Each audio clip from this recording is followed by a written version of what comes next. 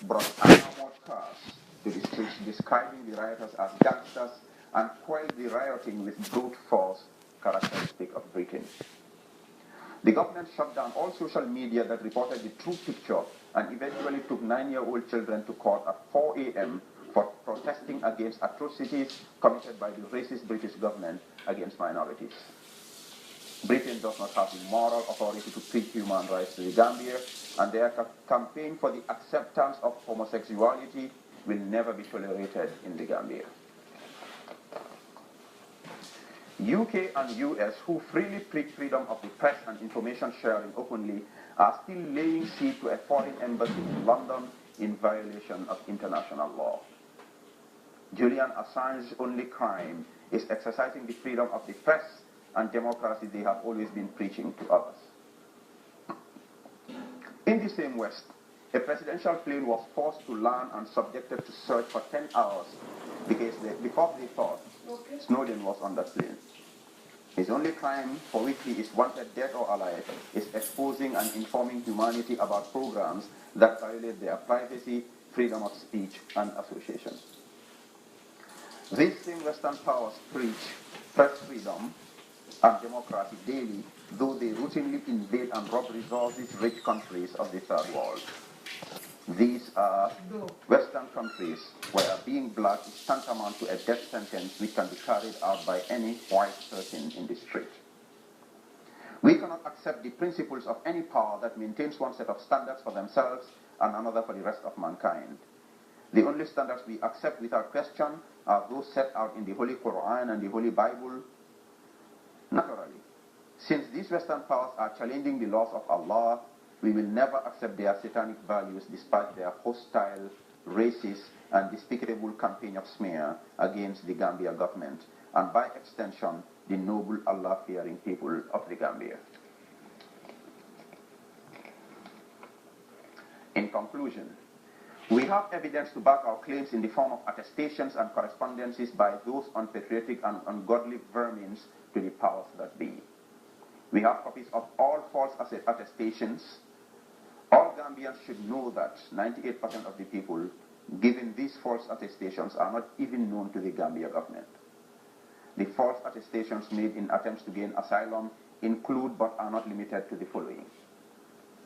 In the Gambia, UDP Treasurer Amadou Sane prepared a false attestation for one Malang party, claiming he was arrested and tortured, a claim Mr. Sane knew to be false.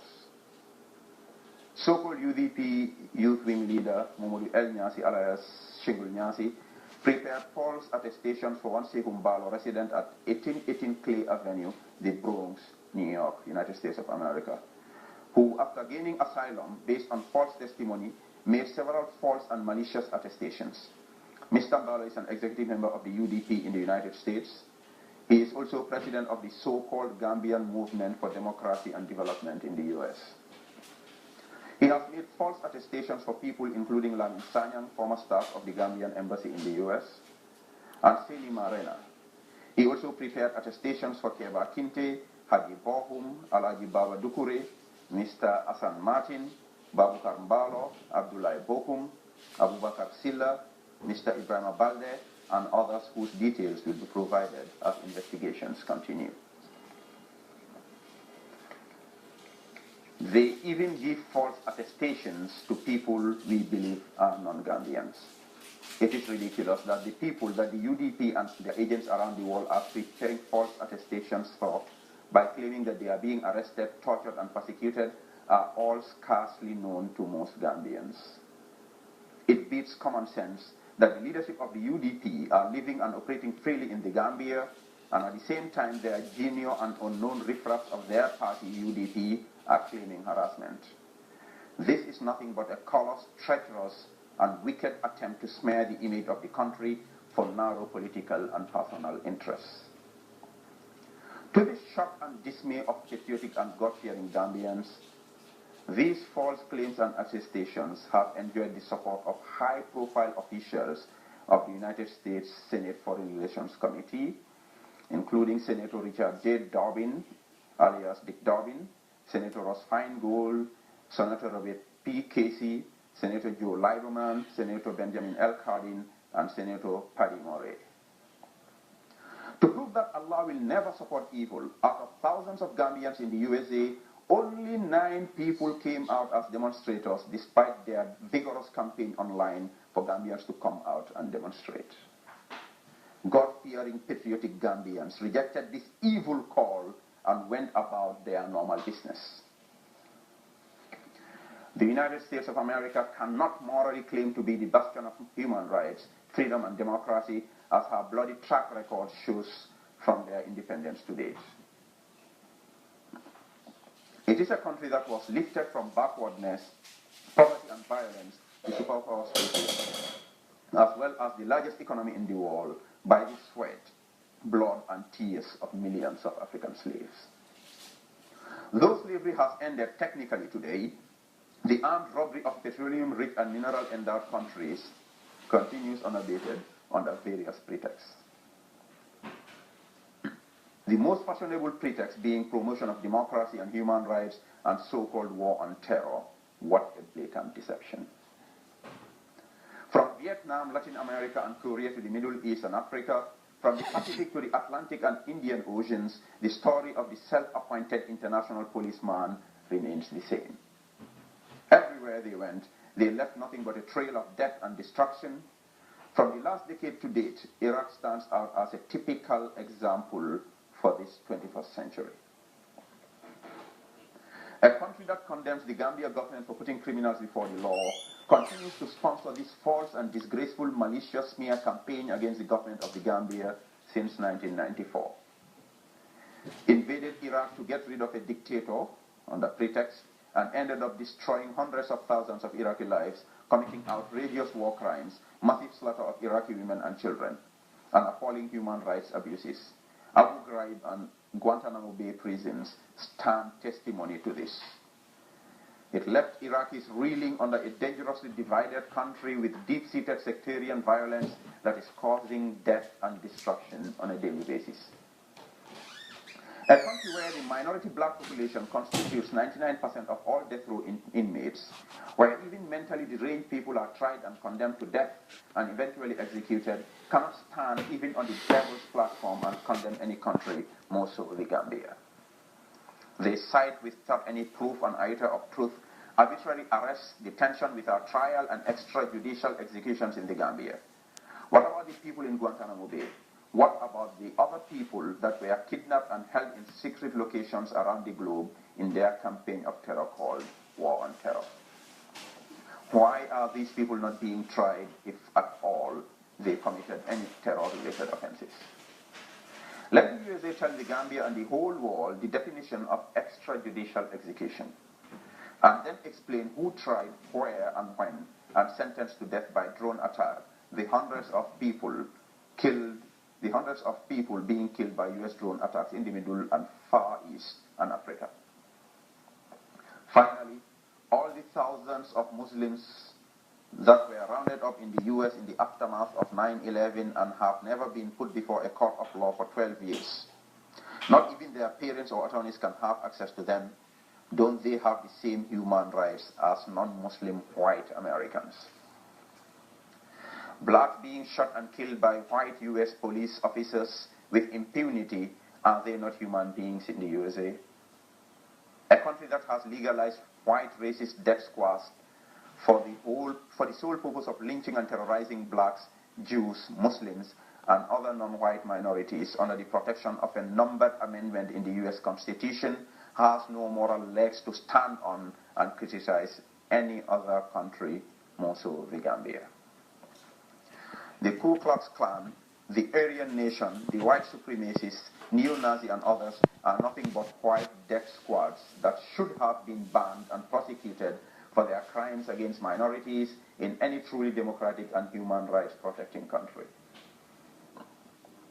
Racist vigilante groups kill blacks with impunity.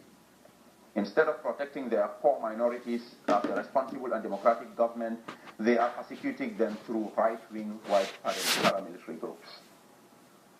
A country which was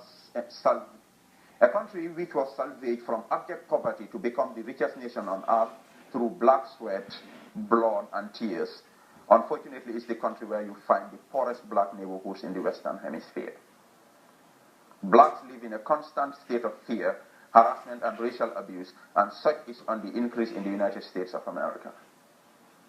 As opposed to the Republic of the Gambia, where since 1994 no one has ever been harassed, lynched, or arrested by virtue of color, race, religion, or origin. Even white European settlers in the Gambia have never been discriminated or subjected to any humiliation either by the public or by the security forces of the Gambia. The only people that are not welcome, obviously, are the pedophiles, homosexuals, drug dealers, and racists. If you live in a glass house, don't throw stones, quote unquote. Anti-Islamism, racism, and cultural and religious intolerance are on the rise in the West. Perhaps they should come to the Gambia to learn what a truly tolerant, civilized, democratic, and Allah-worshipping country in the 21st century is all about. The government of the Gambia will continue to uphold and implement all judgments of the courts in the country based on the Constitution and other laws of the Gambia. There has been some noise about the execution of 9 convicted murderers, but the world should know that the executions were suspended only due to appeals made by Gambian people and not due to international pressure, as falsely portrayed by the BBC and other international Western media. No neo-colonial powers will dictate what happens in our country. The Gambia is the best example of peaceful coexistence of all religions and races. We do not treat people based on color, religion, or origin, as all are equal before the law. We will never tolerate homosexuality. Our laws are not subject to the approval of anybody except the Gambian people. The Gambia remains and will continue to be a sovereign state that respects the rights of her people and the sovereignty of other nation-states. We are not against any country, religion, or party. But we will never compromise our independence, dignity, and freedom. We live for and serve the only one true God, Allah, and it is only the command of Allah that we will obey. We remain independent and vow to never bow down to the dictates of any foreign power or neo-colonial interests. The schemes and machinations of the enemies of the Gambia will never bear fruit as we continue to rise with pride and dignity, a people determined to live independent and dignified lives forever. Thank you.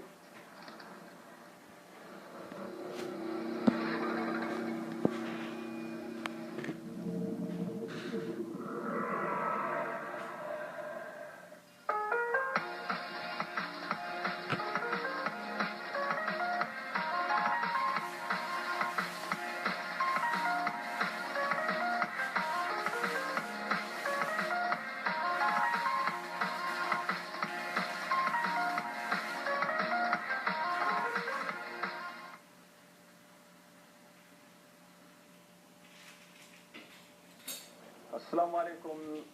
Bading Bankudum Kolu, GRCS Nalu Control.